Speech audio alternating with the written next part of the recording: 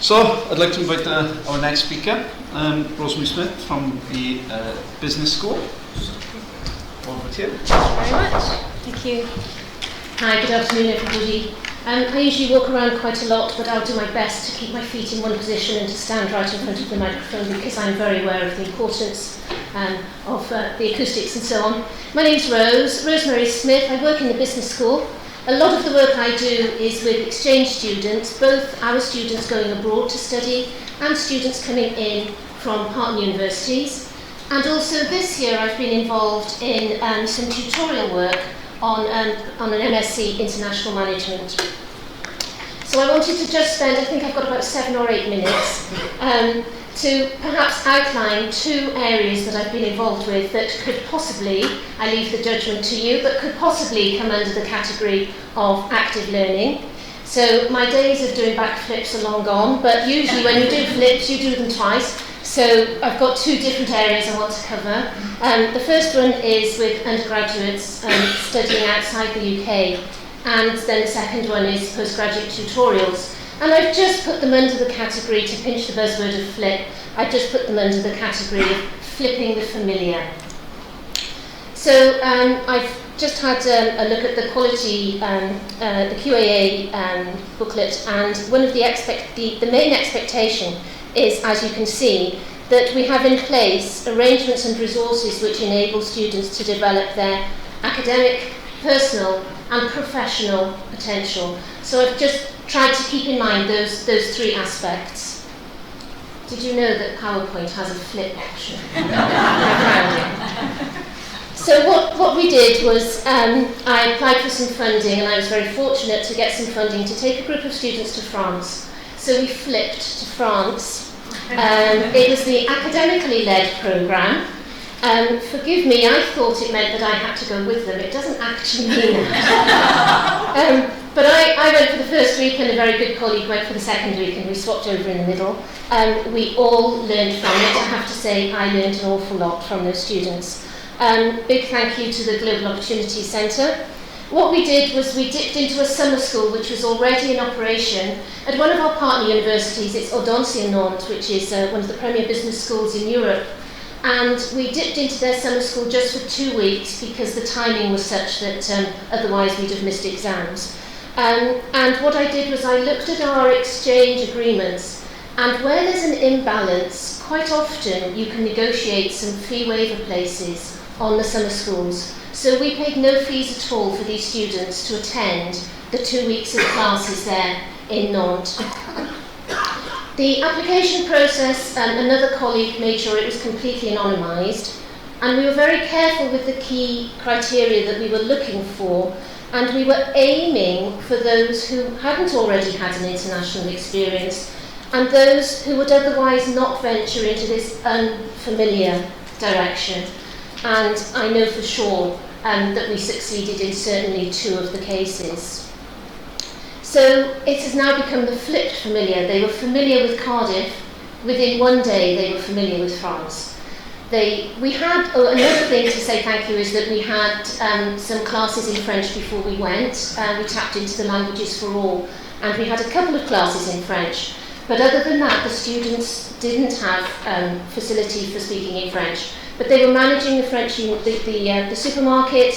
The hotel we stayed in had cooking facilities. They were cooking for themselves, mixing with students from all over the world who had come to that summer school. And they were working together with their colleagues from their groups on academic projects within a day. And what I did was I observed as much as I possibly could. There were so many teachable moments. One thing I've called it the fear of the new familiar. Yes, they all did it, they all adapted, but I made them all aware that I was going to be in the reception area of the hotel at 7 o'clock every evening, and I just sat. I didn't do emails. There's another F, flipping emails, which are fantastic. Emails are fantastic, but I just can't keep going. But anyway, I made sure I wasn't doing my emails. I made sure I sat, and without fail, every day, one of the students just came to ask me something quietly. It's all the bravado. They didn't want to let anybody else know that they weren't sure of something. But they were able to face their fears and know how to deal with the new familiar. And I also asked them to record it in terms of, I asked them to give sort of a review, not a reflection, I wanted reviews and so on. Here's the second flip, that's the PowerPoint flip. So the second point for me to perhaps outline now is looking at the academic and professional potential that perhaps we could be developing in our students through making the learning process perhaps a little bit more active. And this was in postgraduate tutorials. And the students had to give a presentation, they had to work together in teams to give a presentation. We all know that model, no surprises, that's the way it operates. So what is their familiar? So these are students from all over the world. And yes, even if they can't do a presentation, they do have a concept of what it involves and what is expected of them. They work together as a group, they become familiar with the subject. The foundation, of course, is the lecture. It has a very strong place there. They must attend the lecture. There is no doubt that the knowledge they're gaining in the lecture is most important.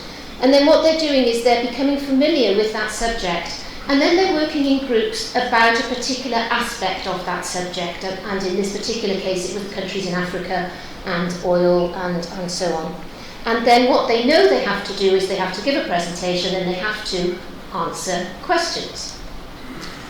Now, I'm trying not to use a UK lens for any examples, but if I could just ask if you could think back to when you were 11, and perhaps you started learning French, or perhaps you started learning another language, or a particular subject, and I think a lot of us here could probably, without too much difficulty, remember to say Je m'appelle Rose.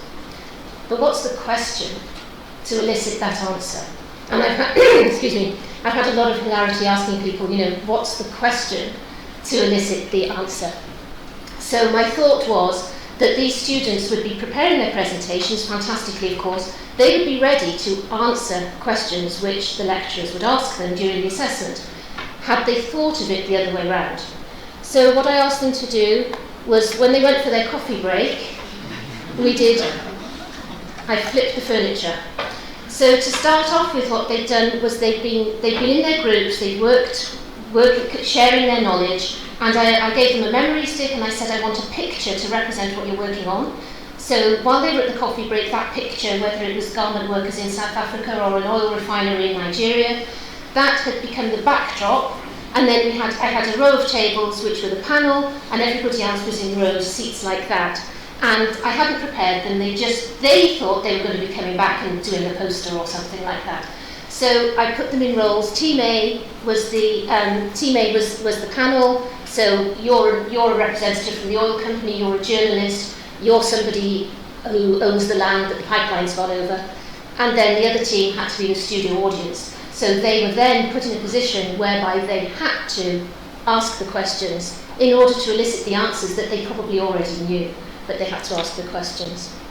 They had to be sure of what perspective they were asking them from, what role it was that they were asking these questions, and even though I've talked about flipping, of course the panel still had to answer the questions, but they were answering it from a different perspective. They weren't just answering it from the student lens of somebody who just sat and Googled all day and learnt all the facts. So input, output, of course, education, and then the outcome. What is the outcome? We're both in France, with the students in France, and then in the tutorial session, were we actually conveying knowledge? Was it in fact just like a lecture? Were we perhaps testing the engagement? Were they fully engaged with the subject? Familiar?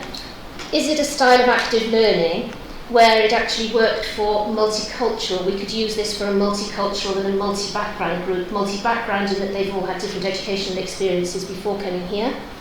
And is it indeed a method of learning which could lead to management to bring in the employability there? Because I think a lot of the times that management are the ones who are asking the questions.